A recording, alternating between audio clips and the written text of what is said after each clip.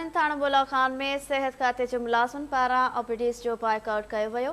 इन हवाले सां पेश आहे मुस्तफ़ा मेमुण जी हीअ रिपोर्ट।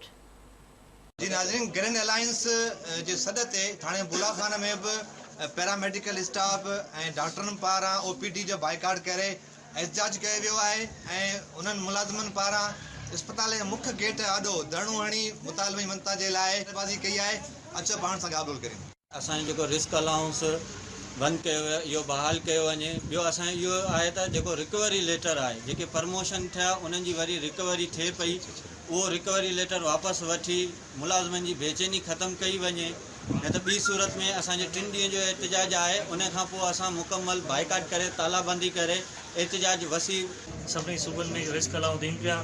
सिर्फ़ु सिंध सूबे में जेको असांखे अलाउंस न उहो बि लेटर न ऐं सिंध सूबे में वाहिद सूबो आहे जिते बंदि करे छॾियो। असांजो इहो ई मुतालबो आहे त असांखे रिस्क अलाउंस ॾिनो जीअं त अञा कोरोना हले पई। कोरोना अलाउंस जेको असांजो हींअर एबॉलिश कयूं, ख़तमु कयो वियो आहे, जेको असांखे मार्च खां वठी मिलियो पिए ऐं हींअर बि अञा ताईं कोरोना हले पियो। कोरोना जा केसिस असां डेली रिपोर्ट बि करियूं पिया ऐं काफ़ी वर्कर असांजा कोरोना में इन्वॉल्व बि आहिनि। ऐं जेको हिननि अलाउंस बंदि करे असां सां नाइंसाफ़ी कई आहे ऐं असां सरकार खां इहो मुतालबो करियूं था त महिरबानी करे इहो वापसि अलाउंस असांखे ॾिनो। तक़रीबन 2 महीना थिया आहिनि कोरोना जे कम में, को बि असांखे हेल्थ अलाउंस न मिलियो।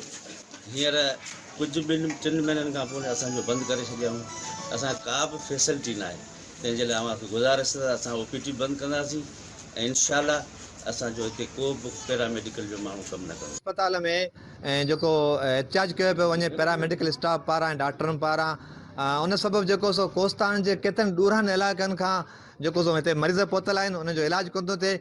कल्ह ऐं अॼु ॿिए ॾींहुं जेको सो उन्हनि तरफ़ां एहतजाज कयो वियो ऐं मरीज़ जेको सो इलाजु न थियनि सभु दरबदर आहिनि ऐं हुकूमत खे घुरिजे त हिन हवाले सां जेको सो डॉक्टरनि जा जेके जाइज़ मुतालबा आहिनि या पैरामेडिकल स्टाफ जा जेके जाइज़ मुतालबा आहिनि उहे पूरा कया वञनि। Mustafa Memon, KT news, Thano बुलाखान।